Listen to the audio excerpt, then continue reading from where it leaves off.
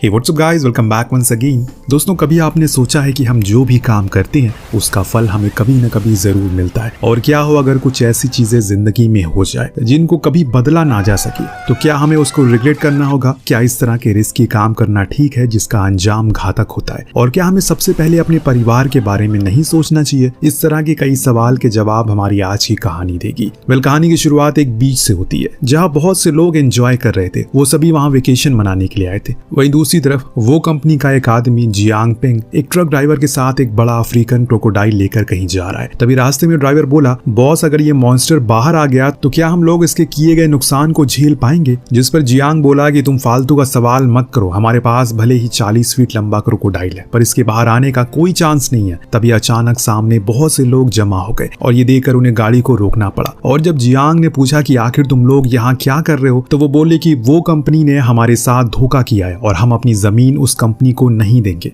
ये सुनकर जियांग बोला कि कंपनी ने तुम लोगों को बहुत सारे फायदे भी तो दिए हैं। और तभी अचानक किसी ने उस पर एक टमाटर फेंक कर मारा।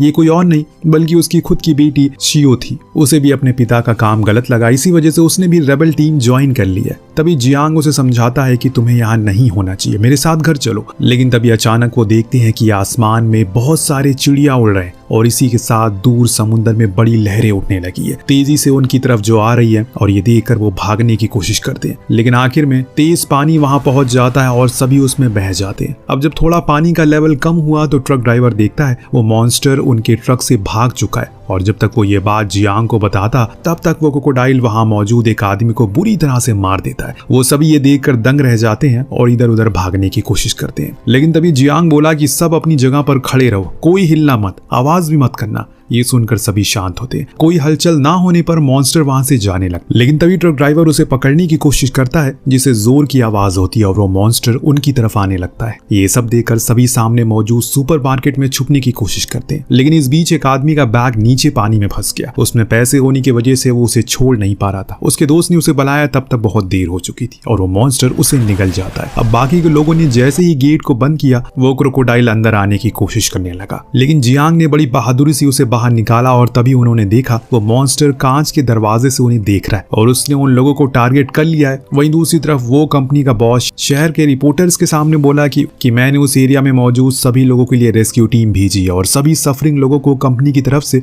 मुआवजा भी दिया जाएगा। जिसे प्रेस वालों ने तालियां बजाई और वहां से चले गए। वहीं दूसरी तरफ सुपरमार्केट में मौजूद लोग घबराए हुए हैं। तभी जियांग बोला, मुझे यकीन है कि वो हमें बचाने जरूर। ये सुनकर वहां मौजूद एक लड़के को गुस्सा आ गया और वो उसे मारने लगा। लेकिन तभी जियांग बीच में आई और अचानक उसकी सांस फूलने लगी। असल में उसे अस्थमा है। ये देखकर एक आदमी बोला कि इसे तो पंप की जरूरत है। असल में वो सुपरमार्केट में एक डॉक्टर था, इस वजह से वो बोला कि तुम लंबी सांस लो और धीरे धीरे छोड़ो। लेकिन तभी अचानक वहां मौजूद ग्लास का दरवाजे में क्रैक आ गया, जिसे देखकर जियांग बोला कि वो ग्लास ज्यादा देर नहीं टिकेगा। तभी डॉक्टर बोला, मेरे क्लिनिक में पंप मौजूद है और मैं अपने मरीज को जरूर ठीक करूंगा। लेकिन तभी उसकी बीवी मिसेस चेन बोली कि तुम आखिर अपनी जान खतरे में क्यों डाल रहे हो? ये सुनकर जियांग बोला, आप चिंता मत करो, मैं इस वाइल्ड एनिमल के नेचर को जानता हूँ। ये एक बार जिस चीज को टारगेट कर लेता है ये उसका पीछे आ जाता है। जिसके बाद डॉक्टर कुछ लोगों के साथ वेंटिलेशन डक में होकर अपने क्लिनिक में जाने लगते हैं। तभी जियांग सभी को बताता है कि असल में उस क्रोकोडाइल का नाम गुस्ताव है और अफ्रीका में इसे हंटिंग का राजा कहते हैं और इसे मिस्टर चावो ने बड़ी मुश्किल से वहां से मंगवाया था ताकि वो इसे न्यूयॉर्क के सी साइड एरिया में रख सके। वहीं दूसरी तरफ मिस्टर चावो से जब उसके आदमी रेस्क्यू ऑपरेशन की बात करने के लिए आए तो वो बोला कि किसी भी तरह की ऑपरेशन की जरूरत नहीं है और जो भी डाउन स्ट्रीम में एक्स्ट्रा पानी है उसे एरिया में निकाल दो।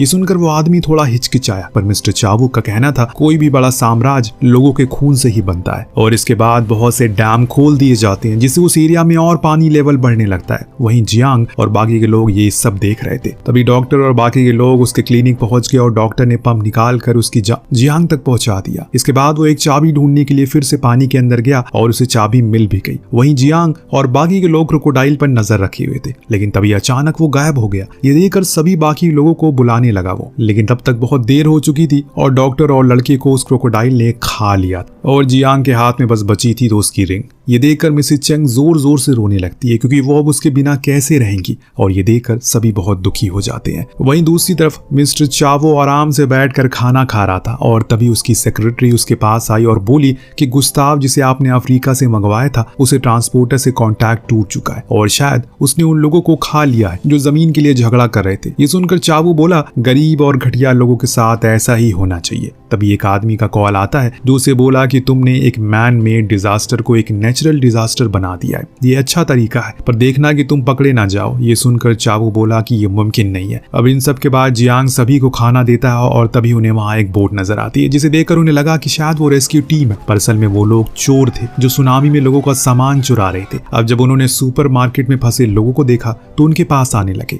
ये देखकर सभी ने उन्हें वार्न करने की कोशिश की कि वहां एक क्रोकोडाइल है, लेकिन तब तक बहुत देर हो चुकी थी, क्योंकि उस बोट में 2 लोग पानी में उतरकर सुपरमार्केट में बहुत नजदीक आ गए थे। और तभी बोट में मौजूद 3 आदमी ने देखा कि उनमें से एक आदमी अचानक कहीं गायब हो गया। ये देखकर वो उसे बुलाने लगा और तभी वो आदमी बोट के पास आ गया और खून की उल्टियां करने लगा। ये देखकर बोट वाले आदमी ने उसकी मदद करने की कोशिश की, लेकिन तभी वो फिर से पानी में खिंचता चला गया। ये देखकर पानी में मौजूद दूसरा आदमी बहुत घबरा गया और इसी के साथ वो मॉन्स्टर अचानक बाहर आया और उसे भी अपने साथ ले गया। ये सब देखकर बोट वाला आदमी बुरी तरह से डर जाता है और तभी अचानक उसकी बोट पर कोई धक्का मारने लगता है। तभी बोट तेजी से सुपरमार्केट की तरफ बढ़ती है, जिससे शीशे का दरवाजा टूट जाता है और तभी उस मॉन्स्टर ने बोट को भी बीच से 2 हिस्से में तोड़ दिया और इसी के साथ वो मॉन्स्टर सुपरमार्केट के अंदर पहुंच चुका है। इस वजह से सभी बाहर की तरफ भागने लगे और आखिर में बची मिस्टर चेन, जो बाहर आने वाली थी, लेकिन उसने अपने हस्बैंड को याद किया और सभी के बाहर जाते ही शटर को बंद कर दिया, जिससे वो मॉन्स्टर उसके साथ वहीं अंदर रह गया। ये सब देखकर जियांग जोर जोर से उसे बुलाने लगता है और वहीं अंदर मिस्टर चेन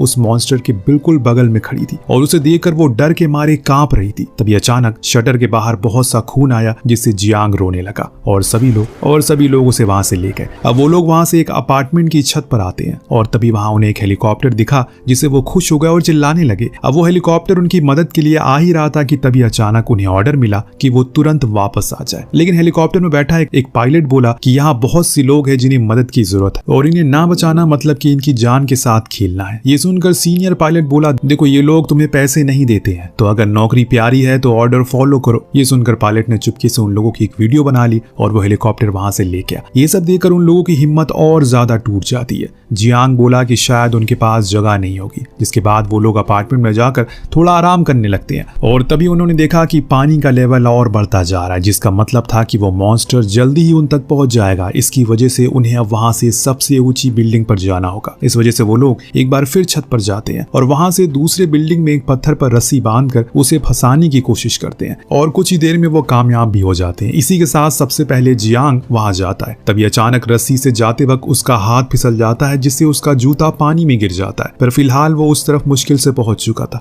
और रस्सी को अच्छे से बांध देता है ताकि बाकी लोग भी आ सके। अब जियांग को सबसे पहले पार करके उस तरफ जाना था और वो धीरे धीरे उस तरफ जा रही थी। अब जियांग शियाओ को सबसे पहले पार करके उस तरफ जाना था और वो बड़े आराम से धीरे धीरे उस तरफ जा रही थी। लेकिन तभी अचानक जब वो बीच रास्ते में थी, वो मॉन्स्टर नीचे से उसे देखने लगता है, जिससे वो घबरा जाती है, पर जियांग उसे बिना कुछ देखे आगे बढ़ने के लिए कहता है। तभी उन्होंने देखा कि एक और डैम खोला जा चुका है, जिसका मतलब था बाकी के लोग के आने के लिए अब बहुत ही कम टाइम बचा है। ये सब देखकर बोट वाला लड़का बहुत घबरा जाता है, वो भी उसी रस्सी पर चढ़ जाता है। अब 2 लोगों के रस्सी पर होने पर उसका वजन ज्यादा था और इसी के साथ वो जियांग हियाओ तक पहुंच जाता है। रास्ते में उसे हटाने के लिए धक्का देने लगता है, जिस वजह से रस्सी सबके हाथों से छूट जाती है और वो दोनों पानी में गिर जाते हैं। लेकिन तभी जियांग रस्सी वापस खींचता है, जिससे शियाओ तो ऊपर आ जाती है, लेकिन वो लड़का नीचे रह जाता है और तभी अचानक वो मॉन्स्टर आकर उसके टुकड़े कर देता है। अब जियांग शियाओ बड़ी मुश्किल से उस तरफ जाती है और अब उस तरफ अंकल ली और उनका बेटा मिंग भी बचे हुए थे। अब वक्त कम होने की वजह से अंकल ने मिंग को जाने के लिए कहा, पर वो रोने लगता है क्योंकि वो भले ही हाइट में बड़ा था, पर अब भी उसकी हरकतें बच्चों जैसी थी। इस वजह से वो बोला कि नहीं, मैं आपके साथ ही रहूंगा। ये सब सुनकर अंकल ली ने उसे एक थप्पड़ मारा और जाने के लिए कहा, जिससे मिंग रोने लगा और तभी अंकल ने उसे गले से लगा लिया। वो जानते थे उन्होंने अपनी काफी जिंदगी जी ली है, लेकिन मिंग ने तो अभी जीना शुरू किया और इस वजह से वो उसे रस्सी पार जाने के लिए कहते हैं और इसी के साथ बहुत जोर पड़ने पर उनके हाथों से खून आने लगता है। पर इंसान अपने बच्चों के लिए आखिर सब कुछ करने को तैयार होता है। इस वजह से अंकल ली ने मिंग को सेफ जोन में पहुंचाकर अपनी जिम्मेदारी पूरी कर दी। खैर अब तो उस तरफ पहुंचकर मिंग बोला, डैड आप भी अब आ जाओ। लेकिन अंकल ली ने कहा कि जियांग बच्चों को टावर के ऊपर ले जाओ, जिससे जियांग समझ गया कि उसने ऐसा ही किया है। वहां पहुंचकर सभी ने देखा कि बहुत सा पानी अचानक से आया और अंकल ली को बहा कर ले गया। अपने पिता की ऐसी मौत देखकर मिंग जोर जोर से रोने लगा। अचानक उसके फोन की अलार्म डिनर टाइम के लिए बजने लगा, जिससे वो चिल्लाया, डैड आ आ जाओ, डिनर का समय हो चुका है। पर अंकल ली शायद अब कभी वापस नहीं आने वाले और इसी के साथ टावर की टॉप लोकेशन को छोड़कर हर तरफ पानी भर चुका है और वो 3 लोग अब वहां बचे हुए हैं। वहीं दूसरी तरफ उस पायलट ने जो वीडियो बनाया था वो उसे न्यूज पर वायरल कर दिया, जिससे पूरी प्रेस गवर्नमेंट पर सवाल उठने लगी। ये सुनकर गवर्नमेंट ऑफिसर ने चावू पर काफी चिल्लाया और बोला कि तुमने एक भी रेस्क्यू किया नहीं क्या, मैं खुद अभी रेस्क्यू टीम को भेजता हूँ। जिसके बाद चावू की सेक्रेटरी वहां आ गई। उसने बताया कि मीडिया में न्यूज की वजह से लोगों का हम पर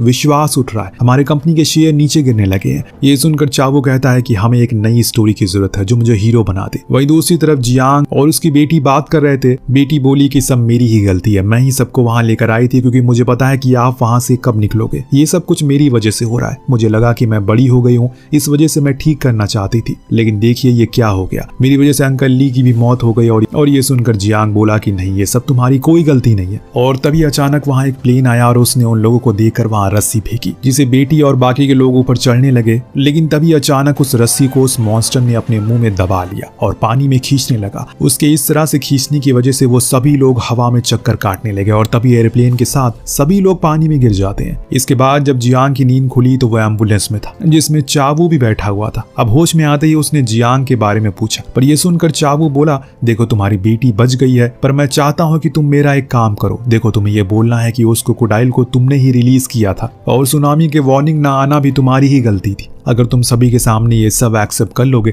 तो मैं तुम्हें बहुत पैसे दूंगा, वरना तुम अपनी बेटी से कभी मिल नहीं पाओगे। इसके बाद वहां प्रेस कॉन्फ्रेंस होती है जिसमें सभी लोग चावू की तारीफ कर रहे थे और इसी के साथ वहां उस मॉन्स्टर और जियांग को भी बुलवाया जाता है। अब उस मॉन्स्टर का साइज देखकर सभी पहले तो बहुत हैरान थे और फिर जियांग से पूछा जाता है कि आखिर उसने ये सब क्यों किया, जिस पर वो सारी कहानी बता देता है कि इस तरह चावू उसकी बेटी को किडनैप कर लिया है और उसे गलत जुर्म कबूल करवा रहा है। तभी अचानक वहां एक रिकॉर्डिंग प्ले होती है जिसमें चावू का सारा गेम खत्म हो जाता है और तभी कुछ गवर्नमेंट ऑफिसर वहां पर आ गए और उन्होंने उसे गिरफ्तार कर लिया। लेकिन तभी अचानक उस मॉन्स्टर को रिलीज कर दिया, जिससे सभी डर के मारे भागने लगे। उसी वक्त जियांग ने अपने फोन में एक ट्रैकर चेक किया जो उसने अपनी बेटी के ऊपर लगाया था। वही दूसरी तरफ वो मॉन्स्टर भागते हुए मेट्रो स्टेशन में पहुंच गया। इधर जियांग की बेटी और मिंग भी उसी मेट्रो स्टेशन में बेहोश पड़ी थी और तभी अचानक बेटी की आंख खुली और उसने देखा कि मिंग बेहोश है। उसके पीठ पर एक बड़ा सा जख्म है। ये देखकर उसे वहां से ले जाने लगी। इसी वक्त जियांग भी वहां आ जाता है और वो भी दोनों को देखकर बहुत खुश था। उन्हें वहां से ले जाने लगा, लेकिन तभी वो सुनते हैं खतरनाक आवाज जो कि एग्जिट से आ रही थी। वो तीनों घबरा गए और वहां मौजूद पाइप के पीछे छुप गए और कुछ ही देर में गुस्ताव की एंट्री होती है और अपनी तेज नजरों से सब कुछ वो देखने लगा। जब उसे वहां शांति दिखी वो थोड़ा आगे जाकर सो गया। ये देखकर उसकी बेटी काफी घबरा गई, पर उसके पिता ने उसे शांत रहने को कहा और उस मॉन्स्टर के सोते ही वो मिंग के साथ शांति से बाहर आता है। वो बार बार पीछे देख रहे थे कहीं गुस्ताव जाग ना जाए, लेकिन तभी अचानक वो जाग भी गया और ये देखकर वो तुरंत पाइप के पीछे भागे। लेकिन वो पाइप बहुत कमजोर थी और ज्यादा देर टिक नहीं पाई और इस वजह से जियांग अपनी बेटी से बोला कि तुम मिंग को लेकर यहाँ से जाओ, बाकी मैं देख लूंगा। बेटी रोने लगी और तभी जियांग वहां से बाहर निकला और गुस्ताव को अपने पीछे बुलाने लगा, जिससे बाकी लोग को निकलने का मौका मिल जाए। गुस्ताव के पीछे आते ही वो एक किनारे पर छिप गया और उसे मारने लगा और गुस्ताव ने अपने बड़े जबड़े से उसके हाथ को चबा लिया, जिससे वो बुरी तरह से डर गया और उसे लगा कि वो मर जाएगा। तभी जब गुस्ताव उसे खाने के लिए आया, अचानक उसके फेस में किसी बड़ा सा आयरन रॉड को घुसा दिया, जिससे उसकी वहीं मौत हो गई। ये कोई और नहीं बल्कि उसकी बेटी ही थी। जिसके बाद वो जियांग के पास गई और उसे जगाने लगी। बहुत खून बहने की वजह से वो बेहोश हो चुका था, जिससे वो रोने लगती है। अब उसे वो मोमेंट याद आ रहे थे जो उसने अपने पिता के साथ अच्छे पल बिताए थे। वो बोली कि डैड, आपने कहा था आप मुझे ग्रेजुएट और शादी करते हुए देखना चाहते हो, प्लीज उठ जाओ। अब मैं आपकी सारी बात मानूंगी, कभी भी आपको परेशान नहीं करूंगी, प्लीज मुझे छोड़कर मत जाओ। और इसी के साथ वो रोते हुए वहीं बेहोश हो जाती है। जिसके बाद सीन 1 साल बाद शिफ्ट होता है। जियांग और उसकी बेटी और मिंग के साथ रह रहे थे, जिसका मतलब था उन तीनों की ही जान बच चुकी है और अब वो एक परिवार की तरह रहते हैं। तभी अचानक जियांग की नजर अपनी बेटी पर पड़ी, जिसमें लिखा था डैड इज माई हीरो। और इसी के साथ साथ वहां एक पुरानी फोटो भी लगी थी, जिसे देखकर जियांग को याद आया कि कई साल पहले जब वो चाइना टाउन में रहता था, तब उसने और उसके दोस्तों ने मिलकर न्यू ईयर सेलिब्रेशन किया था और उस दिन उन सभी ने वादा किया था कि वो कहीं भी चले जाएं, लेकिन वो अपने घर को कभी नहीं भूलेंगे। और इस तरह से उन्होंने एक पिक्चर भी क्लिक किया और इसी के साथ ये कहानी यहीं पर समाप्त होती है। तो ये कहानी आपको कैसी लगी हमें कमेंट करके जरूर बताएगा। मिलते हैं अगली वीडियो में। Thank you so much watching. Peace out.